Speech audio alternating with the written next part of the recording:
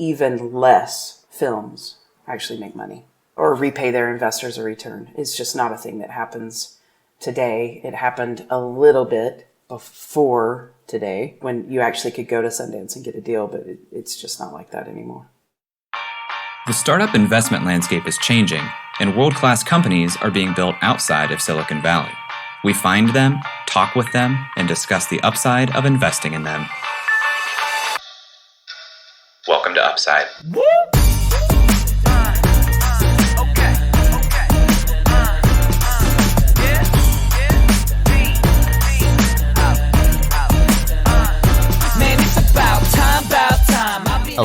Hello, and welcome to the Upside Podcast, the first podcast finding upside outside of Silicon Valley.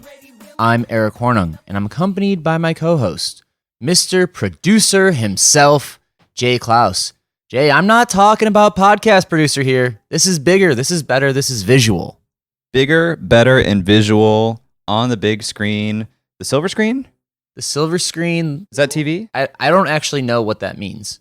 I think it's a big screen. I think silver screen is TV. Okay, this is not silver screen. This is big screen material. This is the gold screen. That's probably not a phrase, but I'm using it anyway. We took this thing straight out of Tinseltown and brought it right into Columbus. There's a lot of shiny metals going through this metaphor, but you produced a film, and it was fantastic.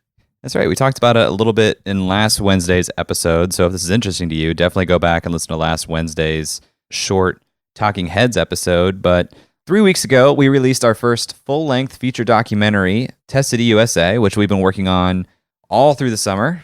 3+ months worth of work. And yeah, just add another title to my bucket, Eric. Producer, here I am. You know what's even better? I got a title as well with this one, and it didn't say co in front of it. It had a much nicer prefix. Yes, we were very kind to you. Executive producer. Executive producer. Jay, here's what I'm telling you. If what I did constitutes executive production, sign me up. I will executive produce anything. I think technically I was also executive producer as well as producer. I didn't see it on the outro, on the credits. No, I didn't put it that way. But if we're talking about what executive producers do, and actually one day I literally searched breakdown of film roles and it brought me to like one of those For Dummies websites. It was like film roles for dummies. Here's like, and I think it compared it to food or chefs or something of what these roles are, but that's how I was like, okay, Kyle directed, I produced, Eric executive produced, we made Izzy and Sammy, our other interns, production assistants. Here's what's cool though, Eric. I don't know if you thought about this, and we can do this afternoon if you want. We can now make an IMDb page for ourselves. Wow. Yeah, we should do that. I'm going to do absolutely do that. I haven't done it yet, but I was absolutely going to do it like first thing that I thought of it and had time. That's really cool. And we can do that together because, Jay, we are in a very interesting position for this episode. Very interesting position for this episode. Right now, we are sitting toe-to-toe in my studio, my podcasting studio, my studio apartment here in Columbus, Ohio. And we did not think through how to do remote interviews with two people who are in the same place. Yeah, this is, it's kind of weird. Yeah, this episode is going to be interesting to record. But it's going to be interesting for a couple reasons, Jay. It's going to be interesting because you and I are sitting on the same couch looking at one screen, but also interesting because screens are coming back up again. This interview is about film. That's right. Today we are talking with Paige Williams, the founder and CEO of Audience Awards. Audience Awards provides opportunities to filmmakers through their turnkey submissions platform that powers video contests, filmmaking challenges, online film festivals, and internal submissions review of content. Those submissions are juried by the entertainment industry, including influencers, celebrities, and voted on by the world. The top filmmakers receive cash, prizes, distribution, and festival screenings. Audience Awards was founded in 2013. They have a video library of over 6,000 short films. They've operated over 100 film festivals, contests, and challenges. You know who really deserves an award, an audience award? Kyle Skinner, our intern director who took over this project and made it what it really was. And our production assistants, Sammy Stone and Izzy Rodriguez, who were instrumental in buying me a gift that said wedding planning for dummies. So that's right. Gifts for the interns. You got wedding planning for dummies. I got a t-shirt for Ugly Tuna Saluna version 2. Have we talked? We've told the story of Ugly Tuna on this podcast, right? We have told that story. Do you remember what episode that was? I don't. Insert episode here. Do we have that capability yet? We could. We could make it work. Yeah, they deserve awards. Kyle Skinner, our director, also, without prompting or without us asking, realized it was appropriate to wear glasses, just like the two of us wore glasses to the premiere, because that's what film directors, producers, and executive producers do. And you wore a jacket. And I wore a jacket. And I didn't. And you did not. No, I looked much better. Audience Awards was founded in 2013.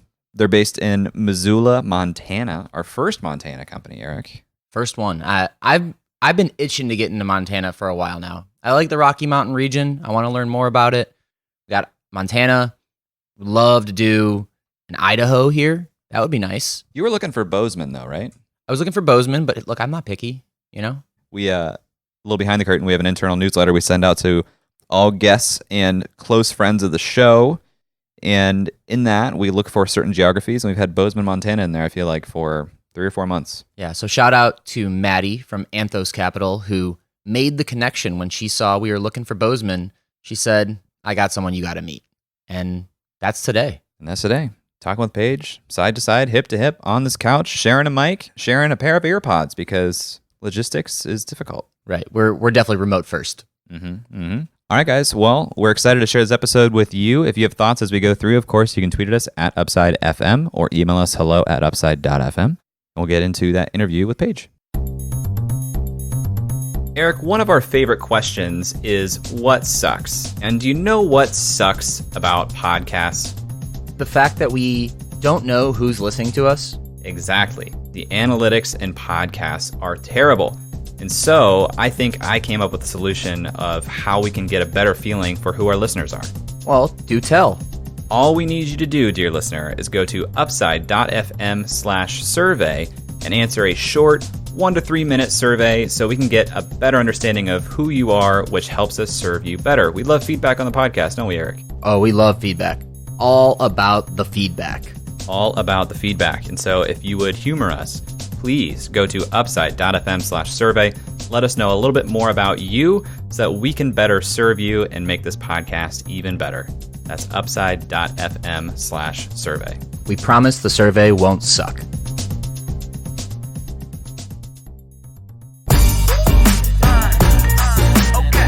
Paige, welcome to the show. Thanks for having me. Excited to be here. Paige, on Upside, we like to start with a history of the founder. So can you tell us about the history of Paige? Sure. I live in Montana, and I've been here for 20 years, but I grew up in Mississippi. Moved away from there in 99, so I guess I like to just live in states that start with M. And did undergrad in Mississippi at a small liberal arts college called Millsaps and got the wonderful, worthy degree of philosophy. Moved to Missoula because I liked river runs through it, and I thought I had an idea that maybe the mountains were calling. And so I came out here to see what the West was all about, and I stayed. Ended up doing a dual master's in directing, theater, and filmmaking. And here at the University of Montana, and then I made a few feature documentaries and some short documentaries on the ex-gay ministry in the South, which is a personal story of my family and mine as I'm gay. Got married, had a couple of kids. After making several films, decided that I was ready to do something different and help filmmakers get ahead in their own careers. And that's when I came up with the idea of the Audience Awards and started the company back in 2013. You talked about A River Runs Through It. You talked about doing some of your own films and documentaries. What's your earliest memory of experiencing film and being captivated or deeply interested in it? That is a great question that I have never been asked. We're just getting started. I think the first cinematic movie of going to the theater that I remember and was deeply moved by was E.T. And then came a lot of great kid movies like Goonies, and there was some terrible horror at the time, if you remember. Well, I don't know how old you guys are, but there was some weird stuff too. Like Nightmare on Elm Street? Yeah, yeah, exactly. I had nightmares from Porky's Revenge of watching that too young of an age. But a movie that really impacted me later on, I think I was in 7th grade, was Still Magnolias, because I felt like it was it spoke about my people and where I came from. And that's still probably one of my favorite movies. And yeah. At what point did you get interested in the idea of making film yourself? I got a video camcorder, a VHS camcorder, when I was 16 and started recording my life and my friends. And then I kind of put that down, and I was into theater, so I did that throughout college, and then went to go start an MFA in directing theater. And I had a mentor, Jim Criley, who's great. And he had started the Media Arts program, which is our digital filmmaking program at Montana. And he said, why don't you come over here and learn how to run a camera and edit, and then when you graduate, you can actually get a job. And I thought that was a pretty good idea. So I ended up doing that dual degree. And sure enough, as soon as I was done with school, it was like, okay, what do we do now? So I grabbed a couple of buddies, and we went down to Mississippi to make our first film. And at the time, that was 2006. So MySpace was the big thing, and YouTube was just getting acquired. I don't even know if they'd been acquired yet. And PayPal was the thing. So I went on, if I remember correctly, YouTube made a video, posted it to my MySpace, and said, if you give me a donation, I'll send you a t-shirt, and you can make it through my PayPal button. And of course, that was way before Kickstarter. So when I was kind of bored with making films and wanted to do something bigger for the world, I thought of that I'd had this really great idea that was actualized for filmmakers. And so when I had the idea for Audience Awards, I went ahead and said, well, this time I'm going to capitalize on that idea. How'd you come up with the first inspiration for the film? The very first one you did? Well, I did a couple of really crappy films that no one can see in grad school. But the first film that was significant was called Mississippi Queen. And it's the story of my relationship with my family. My parents, after I came out, decided to start an ex-gay ministry. I had written like a fiction screenplay kind of based on the South and being gay in the South and that experience. And, it's cheaper to make documentary. So after grad school ended, like I said, I grabbed a couple of buddies and we headed down to Mississippi with our cameras to tell this ex-gay ministry story. And ultimately what the film ended up being about was how do we get along with our families and the people that we love when we disagree so much.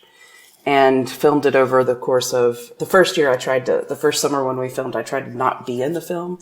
I just interviewed people who used to be gay and don't want to be gay anymore because of Jesus. And I interviewed the Southern Baptist pastor of my parents' church and the church I grew up in, and interviewed my parents, and then came back and edited like a 10-minute cut and said, what do you guys think? And everybody said, oh, it's pretty good, but where the hell are you?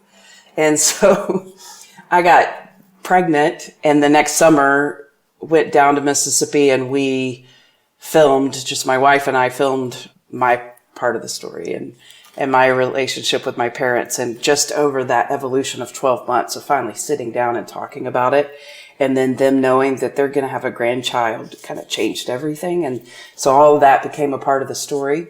The cut ended up being about 60 minutes and got picked up for distribution. It screened at over 100 film festivals, and it used to win the Audience Awards.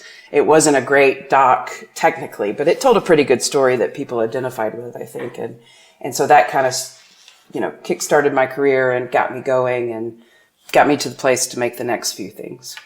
We said before we started recording that we just aired the documentary that we put together last night, and it was the scariest launch of something that I've ever experienced.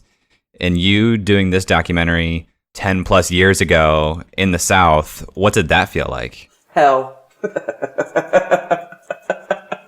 It was as hot as Mississippi is. There was this one experience, and my film would actually screen a lot in Southern film festivals. But there was this one experience where I went home to screen it at the the Oxford Film Festival in Oxford, Mississippi, where Ole Miss is. My parents were there and they hadn't seen it yet, and that was terrifying, and the theater was full. And then it screened at the Crossroads Film Festival in Jackson, Mississippi, which is where I'm from, and half the audience was my parents' friends and supporters, and half the audience were my friends and supporters, and there's a lot of crossover, but of course we walk different paths. And it's an experience, a live experience I'll never forget, and if I could have disappeared, I would have. And I don't pull that movie out to watch. It's just, it had its place and its purpose, but I'm glad it's way behind me.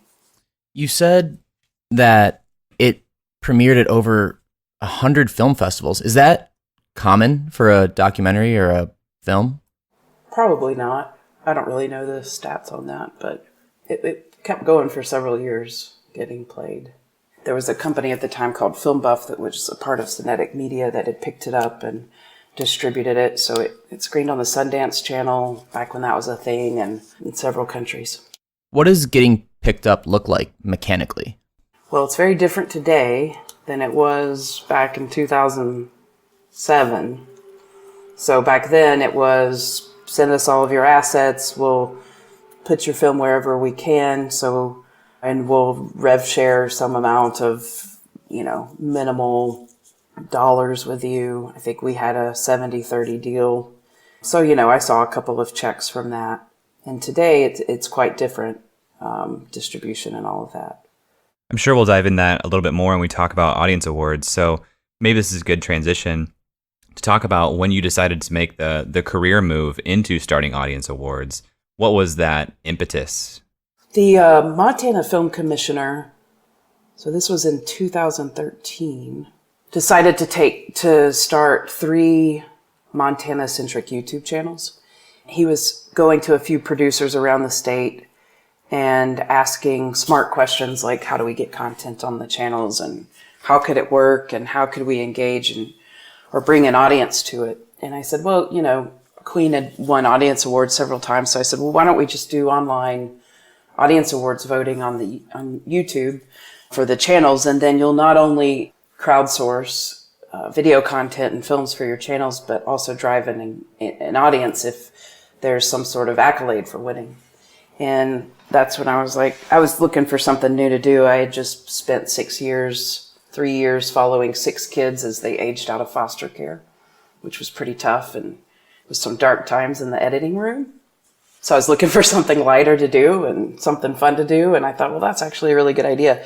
So I literally Googled how to start a tech company and went to GoDaddy.com and put in audience awards, and that URL wasn't available. So I put in the audience awards, and that URL was available. And so I bought the URL and Googled how to raise money for your fledgling I didn't even know the word fledgling, new tech company. And I found this angel group up in the Flathead, called Frontier Angels. So found where to create a deck and submit, and figured out how to create a deck. And I had raised money for my films, and I actually taught the business of film and television at the university. So, every film is its own business. Every business requires a business plan and a way to make money potentially and all that. So, I had some history with how to do that, just not with a tech company. So they invited me to pitch, and I pitched, and then I started putting the pieces together and went from there. And what was that pitch? An American Idol for filmmakers was the quick elevator. How has it changed since? What is audience awards today? It's pretty close, actually, but really our goal is to give filmmakers opportunity and to give a leg up to get to that next level and to be able to support themselves or incentivize their careers. And because we believe that stories can change hearts and minds, as I saw in Queen and From Place to Place, that second feature doc I made changed Montana legislation as well as legislation on the federal level for kids in care. So I knew that films had the power to change society, and that we just need to be able to empower filmmakers to do more of it. And so every month we run, what came of that is every month we would run a short film festival based on a certain genre, so like shorts or action or adventure, comedy, love, LGBTQ, etc. And then, every startup faces the challenge of, well, that's great, but how are you going to make money? So I would call up companies and say, hey, will you sponsor this online film festival? And you're going to get some social media engagement because everyone drives their friends and family to vote on the films. And they were like, well, that's interesting, but what if your filmmakers made content for us? And so we do branded video contests and film challenges. We just closed one for female filmmakers with Chloe Wines and Women in Film LA for female filmmakers to get to that next level. And the grand prize winner won $10,000, and the top 5 films get professional mentorship. So we love doing that. We've run over, probably over 200 contests and festivals with different global brands and local brands. And, it's anything from a Chloe Wine. We just did one for the Better Business Bureau. We're doing one for this PAC in Montana called Open Source Montana, and it's for Montanans to say what their new governor's values should be, because we're about to elect a new governor. So it services all sorts of filmmakers all around the world, providing them opportunities while still running these film festivals. So we have this library of over 9,000 short films that have been juried by industry professionals as well as the audience, and it's super fun. You talked about wanting to empower filmmakers to create more films. How would you describe the lives and circumstances and realities of someone who's getting into the film or young in the filmmaking industry, not doing sort of industry level films yet? There's a lot of film schools. There's a lot of film festivals. There's a lot of people with cameras in their hand. Anything from an iPhone to, a Canon Red camera. And it's just a progress. I mean, with anything, if you're starting a career, it takes one step and then the next step and the next step to get to that next level and to get some industry exposure. And it can feel, pretty hard to access if you're trying to get into Hollywood. Of course, all of our filmmakers are independent creators, and some of them are, in Hollywood making films, but then often a lot of them are in mid-America or places like I am in Missoula, Montana. And so they're emerging, and more film festivals and accolades they get, the more exposure they get. And so the more we offer that for them, the better job we're doing. How many filmmakers are on Audience Awards? There's about 65,000. That grows every week. And we have a community of about 215,000. So that's people who come and watch the films and engage. How many of those are active on a whatever monthly, yearly basis that you measure it? Yeah. We average about 30,000 film submissions a year to Audience Awards right now, so probably half. A lot of times, and this is good news, is that we'll help filmmakers get to that next level, and then they're busy, and they're hired, and they're working for, networks and whatnot. But there's always a new crop of filmmakers coming out of film schools or wanting to do something. How many of those short films or films that are being uploaded in general of those 30,000 are through contests, and how many are... My understanding is filmmakers can upload film as well that's not through a contest. Is that correct? Yeah, anyone can come in and upload. So what's the breakdown of those two kind of video upload? Most of it's to festivals and contests. I'd say 95%, because we don't really market ourselves like YouTube where you just go and upload a video, but you could. If so much of it is towards festivals, how does that work for both the festival side and the filmmaker side? Are the festivals saying, hey, Audience Awards, we want more submissions.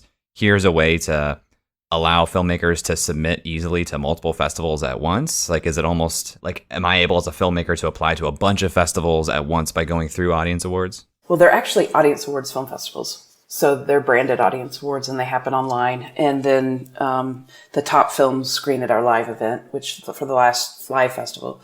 So it's a little backwards than traditional festivals. But, So we'll screen 100 award-winning short films in December here in Missoula. The festival had been in LA, but we decided to bring it home. But then we do work with film festivals. We will advertise their film festivals to our filmmakers for opportunities.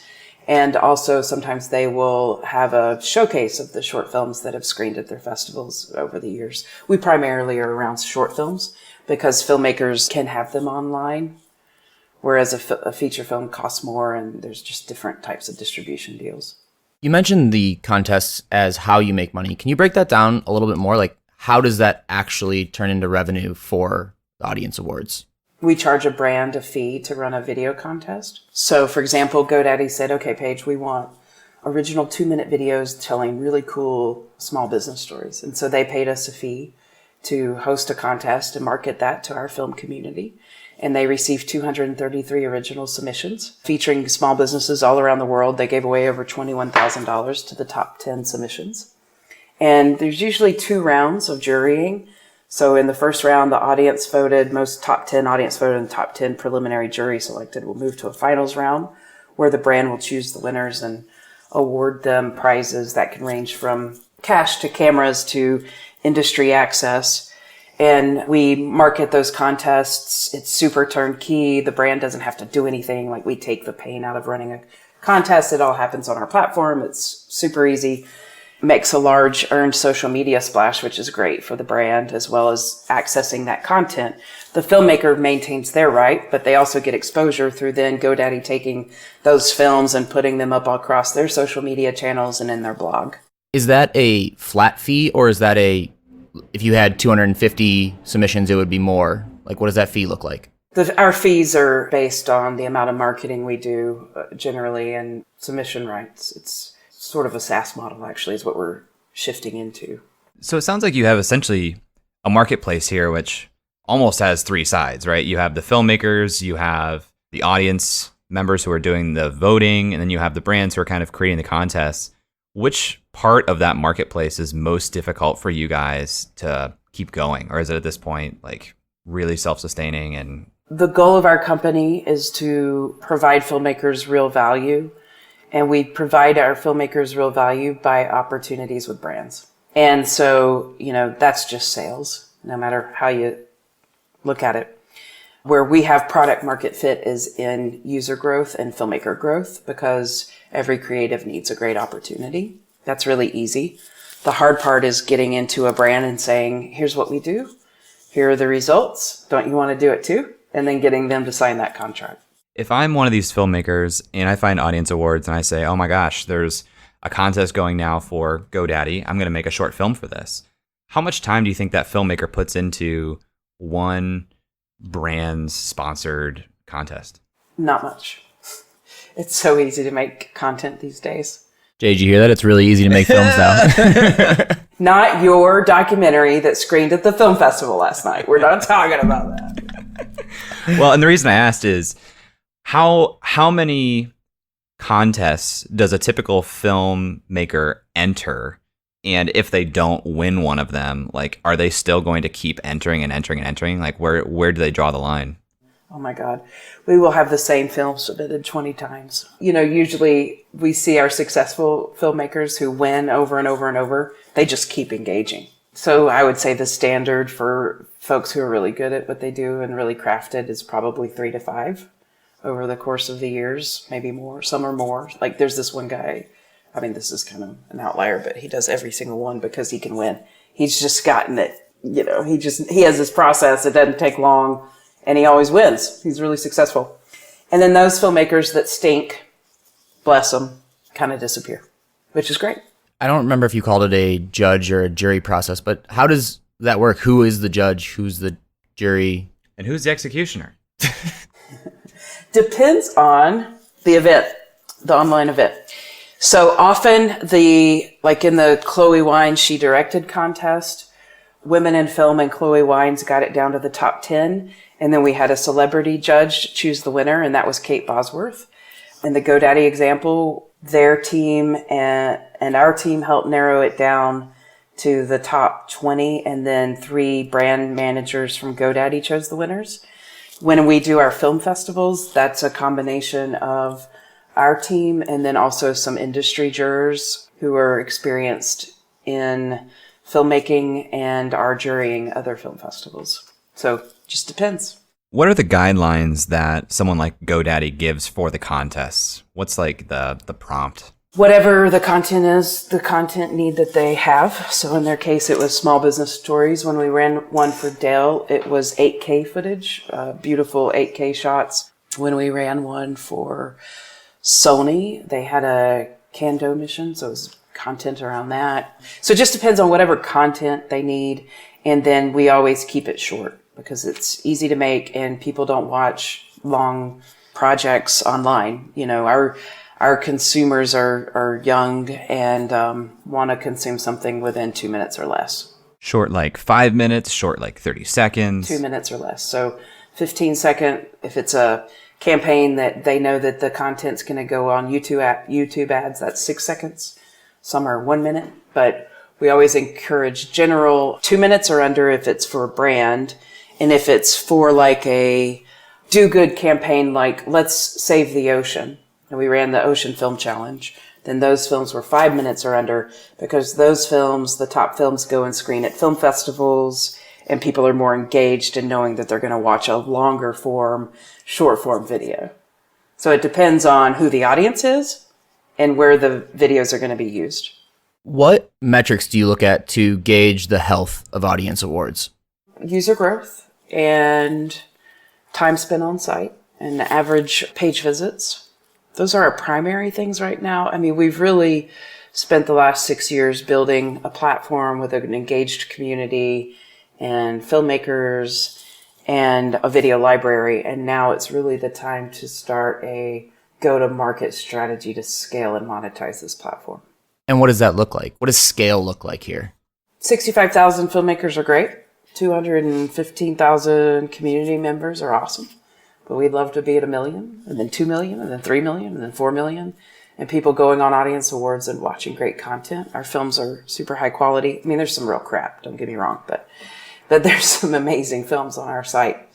We have a web-based version of an OTT app. We plan on doing one for iOS and Android and Roku TV. We're working distribution deals with some of the OTT platforms, like some of our films are on Zumo. We want to get on Pluto and Tubi. So the more exposure for filmmakers, the better.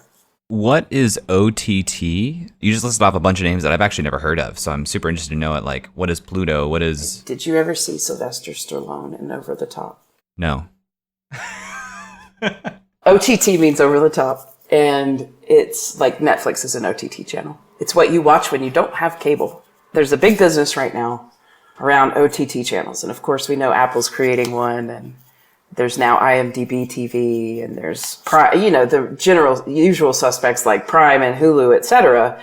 But there's also other channels like Zumo and Pluto and Tubi. And what they are is it's like old school TV where you have your linear channels, anything from CNN to maybe PBS. But then you also have these different niche channels, and they run just like linear TV, except for they're ad supported. So instead of paying $7.99 to Netflix, you get to watch for free, but there's ads. And so they come preloaded on phones and on smart TVs, or you can download them to your TV. How hard is it as a filmmaker to get on these OTT platforms? It's pretty tough, and that's one of the problems we're trying to solve for filmmakers, to give them more exposure, especially since it's short films. There's not a ton of revenue to be made for filmmakers, but there's a ton of exposure to be had, which is great. If I was a short film maker and wanted to get on one of these platforms, what does that process look like right now? That's actually a problem we're solving. There isn't really a process. So a lot of times, like a friend of mine runs the Black Cinema channel. So he goes to film festivals and he watches films, and then he offers a distribution deal. So it's pretty analog. These channels are going to film festivals and trying to discover filmmakers through networks, and maybe searching Vimeo or YouTube to find content. But primarily I hear that they're going to film festivals to try to find films to distribute. And so we can take care of all of that just through our digital platform. Back to the question of scale. If you want to have 1 million filmmakers, how many sponsored contests would you have to have on the platform to support 1 million filmmakers continuing to put effort into submitting to contests? Well, I would say 1 million users, not necessarily filmmakers, but people consuming the content. It's completely scalable. There's a ton of brands and companies in the world, and video converts consumers better than anything. So video is really important right now, and everyone's trying to figure out, how do you sell and market to a Gen Zer? Well, I guess what I'm wondering is, taking the marketplace now with 65,000 filmmakers, like, have you found that there's any type of sweet spot or like particular ratio that you try to keep intact of filmmakers to contests that works and keeps the network thriving? And is that even an issue as you scale? It really hasn't been an issue. I mean, we certainly grow more when there's a really cool opportunity. Like, we ran a writer's lab and a director's lab for 20th Century Fox before they got bought by Disney. And we had to close down submissions because there were so many submissions, because the opportunity was to go to the studio and have an internship and get hired. So we had to shut those down at like 1,000 entries for each of those. So of course we have more growth when there's a super good opportunity, and often it's not cash. it's just not, because filmmakers are looking to get to that next level and cash doesn't get us there. You know, we always want something going on. That's why we're always running a monthly film festival. But there's not really a scale issue or a limit. The more brands we have, the more opportunities we have, the better for the filmmakers. We can also create all kinds of opportunities that are created by audience awards. Like, one of our missions is to do a film challenge for each of the sustainable development goals to show how communities and people are solving the world's greatest problems, and then get them out into film festivals and into the hands of people or the eyeballs of people to know, how do we affect climate change? How do we stop human trafficking? Or how are people stopping human trafficking in other parts of the world? So it's really just providing more opportunities, and that doesn't take a lot. I mean, our software is turnkey. We can put up an opportunity for anyone, and a submissions portal for filmmakers to be able to submit the content that they have and hopefully make a difference in the world. You mentioned really cool opportunities. Do you have any reach really cool opportunities, like your top 1 to 2 that you're like, man, if this happened, that would be so awesome? Anything that comes to mind? I think I'm working with another organization called Hatch on the Sustainable Development Goals film challenges, and we're going to start with a few really important ones. And it's going to be an incredible opportunity, not just for the filmmakers, but for everyone who's involved in it and all the potential eyeballs to be able to affect some major issues. And I'm kind of looking at it as 1,000 films to save one planet, 10,000 films to save one planet, 1,000,000 films to save a planet. And how big can we scale that? That's exciting for the filmmakers. It's exciting for the sustainable development goals. It's exciting for the brands who are going to partner, and it's exciting for audience awards. Whenever we work with distributors, that is our sweet spot, because it gives filmmakers an opportunity to get their film on another channel. So we just closed a fun contest or film challenge for P. Diddy's Revolt TV. So they accepted hip hop, horror, Halloween films. And so, I know, but 7 filmmakers who could have never gotten to Revolt TV are going to screen their films on linear television, which is impossible, on October 13th. It's so cool. How do you guys get in front of filmmakers? We have our ways. That's our secret sauce, man. I can't tell you that. No, I'm just kidding. We don't do too much advertising. We're pretty bootstrapped, so everything's been organic, slow growth, quite frankly. But we can target filmmakers online and in a few ways, and then we also let film schools know about opportunities for their film students, and we have some film festival outreach, things like that. Now running a tech company, I would like to hear, one, the parallels and the differences between running a tech company as a business and building a film as a business. I'll start there. Well, from a personal POV, I know how to run a camera and I know editing software. I am not a coder. So that's a big difference. And sometimes I wish I was, because I'd just get in there and take care of what I need fixed, immediately. What's so great about editing software is you just be like, oh, that part sucks, clip, done. But I would say that what's similar is a good edit makes all the difference in the world. So we learn and measure everything that we do, and we get better and better. And that's kind of you guys just went through this documentary, and I applaud you, because, you might have hours and hours and hours of footage, and how do you get it down to the perfect 10 minutes, 30 minutes, 60 minutes, whatever it is, and how do you do that over and over and over so that someone actually wants to come and watch your film and engage? And that's the same with a company, no matter what company it is, whether it's a tech company or anything else, but what value are you providing that engages an audience? So I would say that's similar, and making sure you know your value prop. Major industry motion pictures, effective trailers are all about immediately getting to the value of why I should spend $10 to go watch this movie. And a company has to be about immediately getting to the value of why I should engage and go to this website, because there's there's a billion websites. But the technical aspects of a company are a lot more extensive.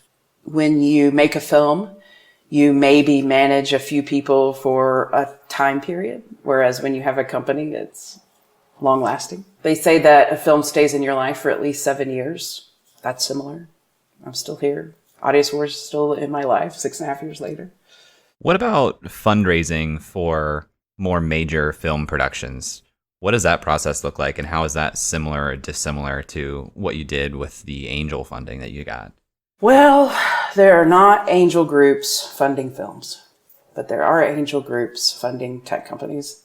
I think, I was talking to an investor yesterday, and she said in her portfolio, 4 of 10 companies that they invest in fail.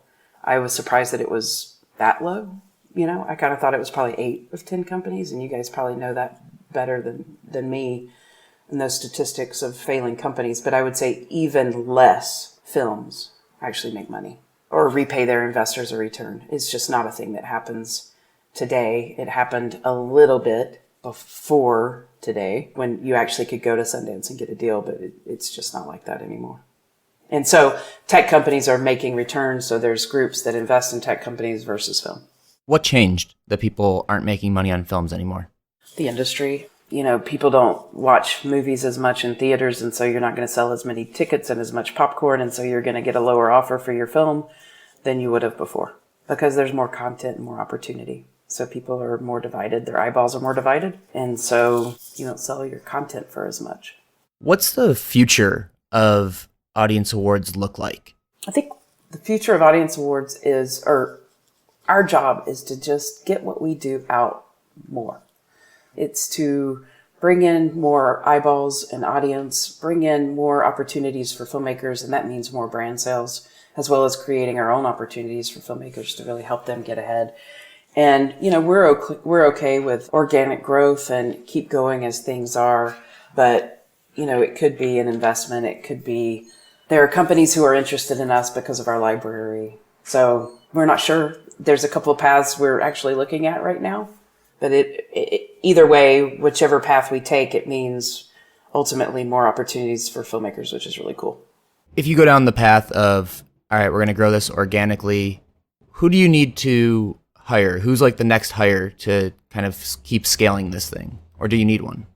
We are actually interviewing a VP of sales. We're a very small team.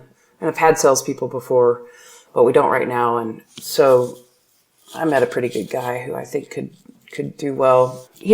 What's interesting about this company and this platform is hires don't change the trajectory of our company.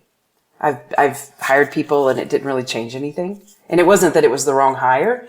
It's just not the nature of this company. What changes the trajectory of this company and user growth is opportunity. How big is your team right now? We have a dev team that is 5. We have 3 in office, and then we have a couple of subcontractors around the country. It's pretty small. You said new people don't change the trajectory of this company, but if someone gave you $20 million of cash right now, would that change the trajectory of the company? Yeah, we would. That's a good question. We would definitely, what would happen is we would provide more opportunities for filmmakers with that money. And because we have more opportunities for filmmakers, we would need more account managers to be able to take care of the filmmakers in the process and what our process is when we run a festival or a contest, etc. We'd hire some devs to keep up with the traction and build out some, a mobile video app, etc. So definitely an influx of cash would increase our team, but that's not necessarily where we're going right now. How much does it cost you to run a Audience Awards festival or contest, not a branded one? That depends on I can't answer that. That's like, how much does it cost to build a house? Depends on the amount of submissions. It depends on the prizes, et cetera. Because, each film costs money to store. It's not much, but it varies.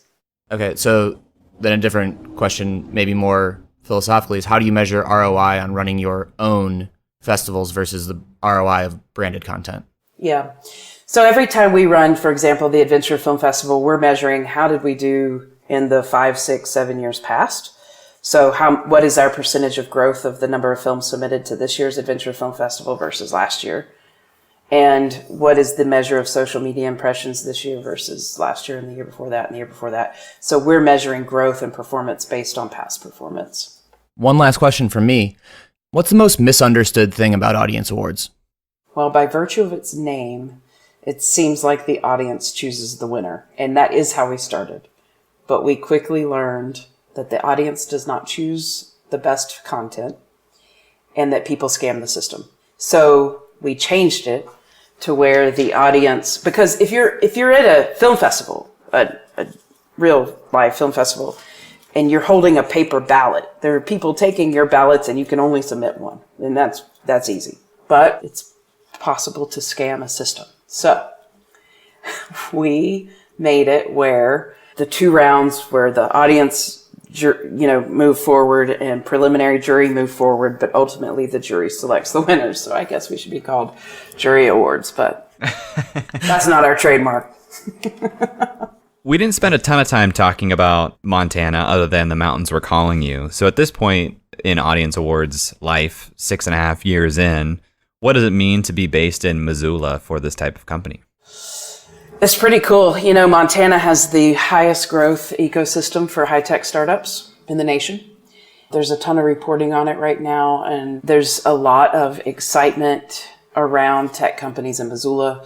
So the kids that are coming out of the University of Montana, Montana State, are getting to stay in the state because they're getting really great tech jobs and fun jobs and getting paid well. So used to, we would graduate people and then they would leave and go to Seattle or Minneapolis or Salt Lake or LA, San Francisco to get jobs. And now we can retain our college graduates. Just this week, I was up in Whitefish because there's a new firm, Two Bear, and the guy worked for Sequoia since 1996.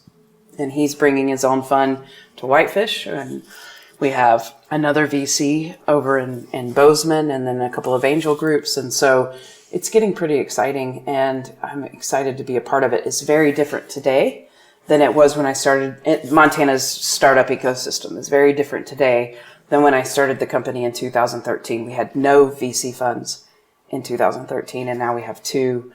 So that's exciting. And, Montana's a place where people say yes. And so if you want to do something, they say, okay, do it. I mean, it's a ton of land. It's only a million people. So it's really a land of opportunity in my eyes, and we're attracting a lot of ton of great talent because there's so many jobs and companies who are hiring right now. So it's pretty fun. Do you fly fish yet? Oh yeah, it's more like, do I still fly fish? Because I run a company, I have 2 kids, and blah blah blah blah blah. But yeah, we have a raft. I mean, I'm to work in 5 minutes. I cross a river to get to work. There's a mountain behind my house that I hike every morning with my dog. My kids walk to school. We don't lock our doors. My brother lives in Mississippi, and he just got a job called OnX, which is a high-tech company here in Montana that just raised a $30 million round. And so he gets to come to Missoula now, and he just says, you live in Mayberry. This is insane. Awesome. Well, we may be asking you for an intro to the resident Andy Griffith so we can learn more about Montana. Y'all come up anytime. Paige, thanks for taking the time. If people want to learn more about you or Audience Awards after the show, where should they go? Go to theaudienceawards.com. Sign up. Watch some great films. Or if you want to get in touch with me personally, I'm pretty easy to reach. I'm Paige, Paige, at audawards.com. All right, Eric, we just spoke with Paige Williams, the founder and CEO of Audience Awards. I had a hard time stopping myself from asking just a bunch of questions that were purely selfish and interested in learning more about the film industry now that we've done a film. Where would you like to start with this debrief? I think this whole podcast is selfish. It's us asking questions about things we're interested in. So you should have asked. Maybe we'll also have a chance offline. I would like to start with the idea that her film got into 100 film festivals. Jay, we got into 1. And that felt like a lot. Yeah, but our conversion rate right now, our hit rate is 100%. We haven't been rejected from any. We've been rejected from no film festivals. We are 1 for 1. If we continue on this pace, how many film festivals do you think there are in the United States? I think there's somewhere around 4,000 in North America. So if we continue on this pace, we can be in 4,000 film festivals in North America. Right. All we have to do is get into every single one. Yes, and so far we've proven that every one we applied for, we've gotten into. Right. This is definitely a trend worth following. Let's get off of the selfish tangent for a minute, Jay. You led us down that path. That was very selfish of you. I want to talk about founder market fit. Because implicit in the 4 questions that we try to answer here on Upside, we obviously care about the founder. But there's this idea of founder market fit kind of floating around VC twit. Is that what they call it? Do they call it VC twit? If that's a thing, I'm going to call it Vic Twit. Vic twit? It's just a bunch of guys named Victor tweeting? It's actually more true than you think. But there's this idea kind of floating around VC Twitter and Medium, and it's about this idea of founder market fit. How important do you think that is when you're founding a company? My personal viewpoint is that it is important. And this has come up in my perspective on founders in this show over the last few weeks because it's become, in my mind, more important to me. Now, I don't know if you can say objectively that there's a measure of how important it is. But to me, I'm more and more interested in that. It came up in our debrief with Hurry Home when we were talking about Jada, and I said my only real shadow here is that we're talking about a first-time founder here in an industry that's new to her. Like, to me, that's something to have a little bit of pause about. When you have founder market fit, that to me is a very compelling story, and maybe it's because as humans we just love stories that make sense to us. But it does make sense to me that someone with founder market fit has ins to the industry that would be very difficult to pick up otherwise. Like this, we're talking about the film industry here and even the TV industry to some extent. Getting connected to some of these companies that have distribution could take a lot of time. And in a startup world, time is money. And so if you can shorten the path to building relationships with distribution and partners that make sense for your business, that literally saves you a ton of money. And if I'm an investor financing a company, if I know that I can have more efficient capital in there because they have the relationships already to save the spend of burn, I think that's important. So when we talk about founder market fit, specifically in the case here of Paige, she was a filmmaker. Would you say that she has deep founder market fit? And would she have more or less founder market fit had she been a top 5 employee at Netflix or top 10 employee at Netflix with the same background? It depends. I think founder market fit comes down to, I can think of 2 core drivers right now. One of them being relationships, as I just talked about. The second being pure insight. I think you can have insight into an industry and how things work without necessarily having the relationships. I think you have relationships and maybe not necessarily insight. It'd be great if you have both. So in the case of Paige, who's a filmmaker, being a filmmaker by virtue is going to give you some insight into the industry. It doesn't necessarily say you have the relationships. It sounds like she does also have the relationships, whether it's because of 6 years doing audience awards or everything before that. But to me, having the collection of both of those things is really powerful. Filmmaker versus top 5 employee at Netflix, I think it just depends on who you met during that period of time.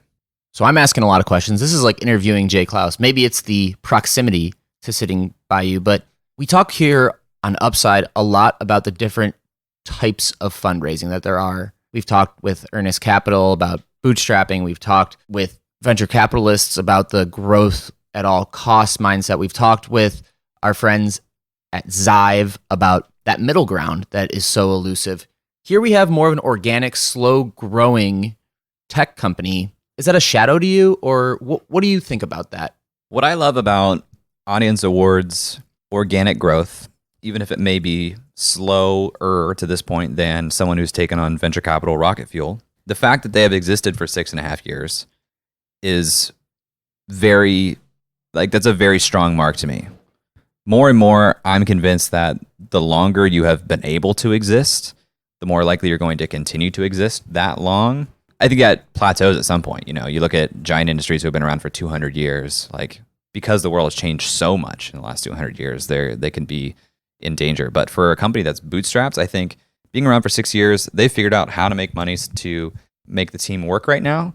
We got some really interesting perspective at the end of the interview about how hiring didn't necessarily equate to growth on the platform right now. And then we asked about, well, if you got $20 million, what would that do? And she said, well, there'd be more opportunity.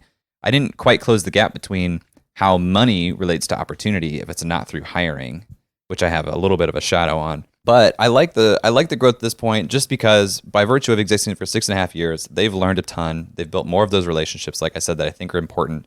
It sounds like their moat of how many filmmakers they have on the platform is something that would be difficult to replicate and very important. And also the amount of videos in their library is something that each one of those is an asset potentially to somebody of some value, which is great. But where's your head at? My understanding of your shadow is that right now the model is the Audience Awards, their brand of festivals and competitions, those cost them money. So to grow those specific festivals is going to cost them money, which is why it doesn't cost them more people. You can't have more people and then just have more festivals, because they're driven by the ability to spend money. The way they get that money currently is through this branded content.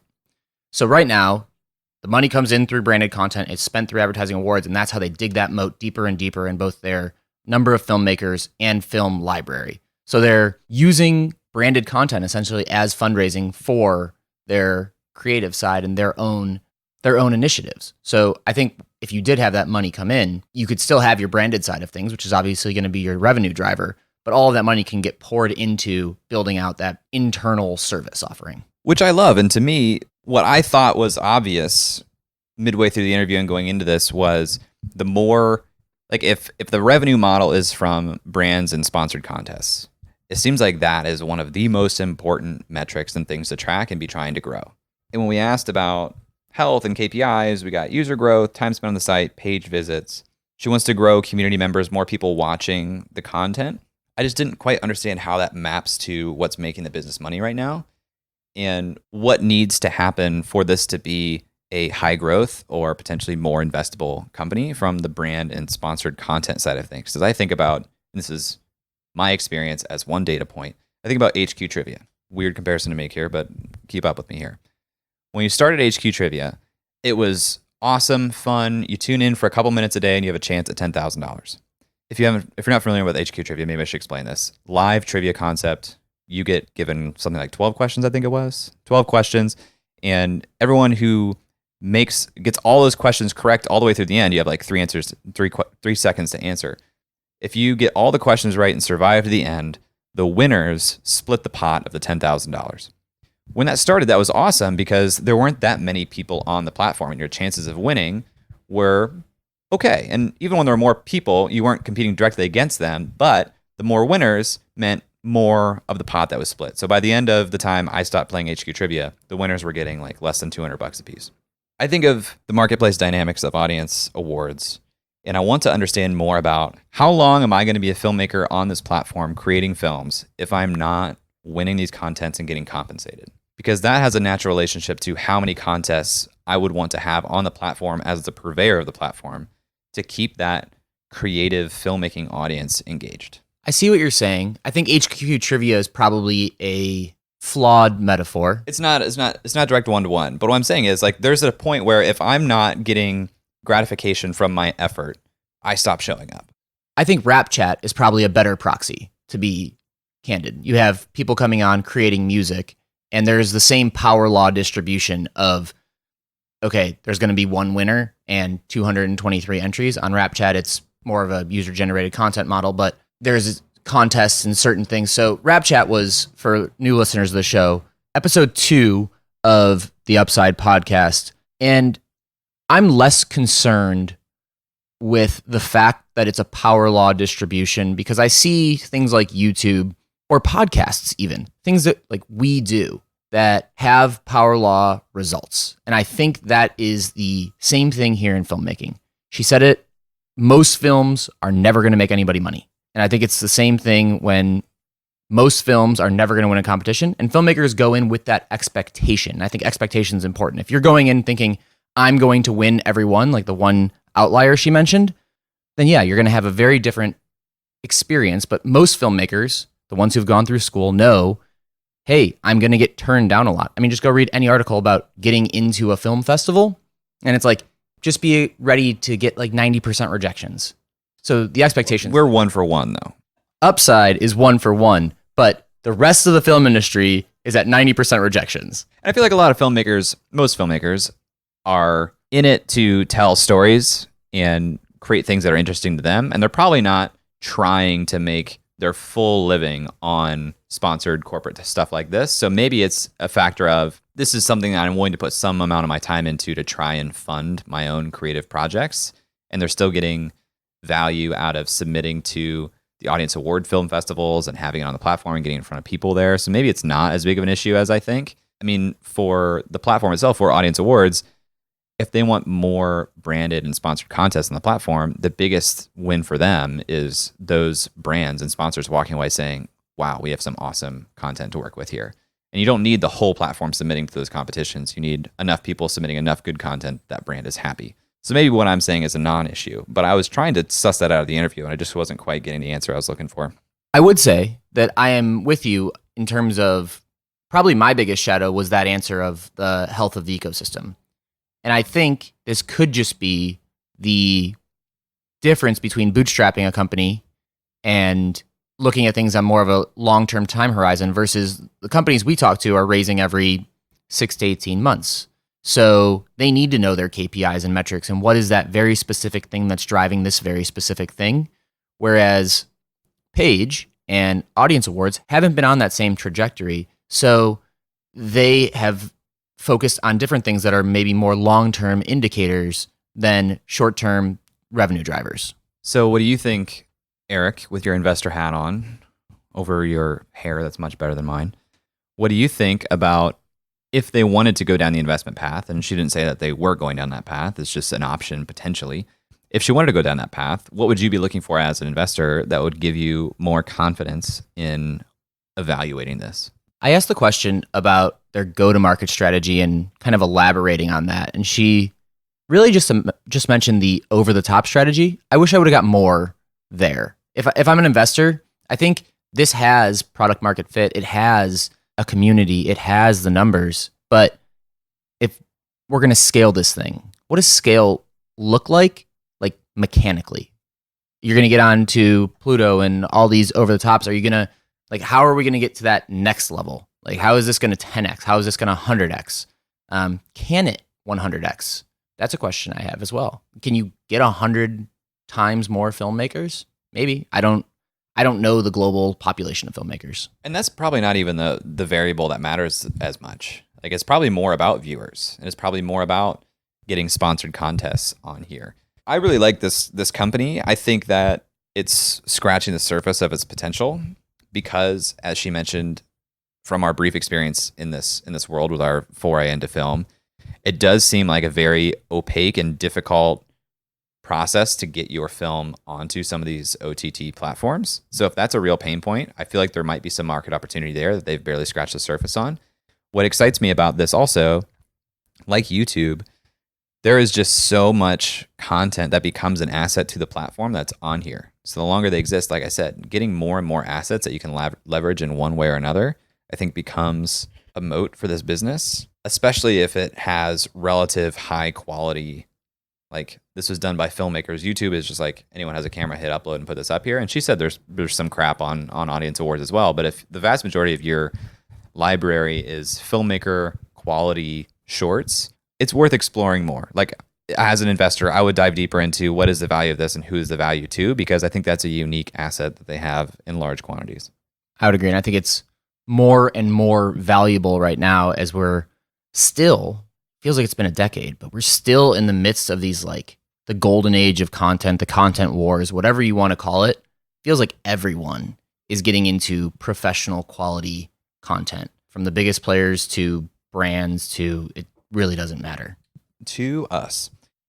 So 6 to 18 months from now, what are you looking for from Audience Awards? This is such a hard question for me to answer because they're obviously doing well enough to support their team, continue growing at the current clip. And it feels like putting that 6 to 18 months question on Audience Awards takes away the long-term nature of their growth pattern. So the one driver I can think about in the next 6 to 18 months is, do they decide to pour gas on the fire? Do they go out and raise? Because if they do that in the next 6 to 18 months, this becomes a whole different business proposition in terms of timing. And if they don't do that in the next 6 to 18 months, and they don't plan on doing it in the next 6 to 18 months or whatever, I think it's going to continually increase, continually do well. This question is based on a venture capitalist model. And I don't know that right now this is a venture capitalist's investment without taking on that funding. We are completely aligned on that. Implicit in the 6 to 18 months question that we ask here is looking at this through a venture capitalist lens. And so 6 to 18 months from now, I'd be looking at metrics of scale or indications of scale and what that could look like. And I don't know if that's, to your point, if they're pouring that gas on the fire, if that's their priority right now. So yes, I'm also looking to see, one, is that the path they're trying to go? Are they trying to go giant, I want VC rocket fuel? And if so, I want to understand at a deeper level some of their unit economics at scale and the drivers of what makes a healthy network and marketplace for them. Love that. Well, if you guys have comments about audience awards, or you have thoughts about film, or you want to know more about what Jay and I are up to, because we have to make this selfish, Jay. It's very important for us and our egos. Send us a tweet at UpsideFM, or if you got something a little longer, send us an email at hello@upside.fm. And we will see you next week. That's all for this week. Thanks for listening. We'd love to hear your thoughts on today's guest, so shoot us an email at hello@upside.fm or find us on Twitter at UpsideFM. We'll be back here next week at the same time talking to another founder in our quest to find upside outside of Silicon Valley. If you or someone you know would make a good guest for our show, please email us or find us on Twitter and let us know. And if you love our show, please leave us a review on iTunes. That goes a long way in helping us spread the word and continue to help bring high-quality guests to the show. Eric and I decided there were a couple things we wanted to share with you at the end of the podcast, and so here we go. Eric Hornung and Jay Klaus are the founding parties of the Upside podcast. At the time of this recording, we do not own equity or other financial interest in the companies which appear on this show. All opinions expressed by podcast participants are solely their own opinion and do not reflect the opinions of Duff & Phelps LLC and its affiliates, Unreal Collective LLC and its affiliates, or any entity which employ us. This podcast is for informational purposes only and should not be relied upon as a basis for investment decisions. We have not considered your specific financial situation nor provided any investment advice on this show. Thanks for listening, and we'll talk to you next week. Never mind, bro, that can't be matched. I'm lighting it on fire, used to run victory laps, and still I'm not even tired. It's all about the timing, yeah, that's what they say. Well, I'ma keep on rhyming, find a way.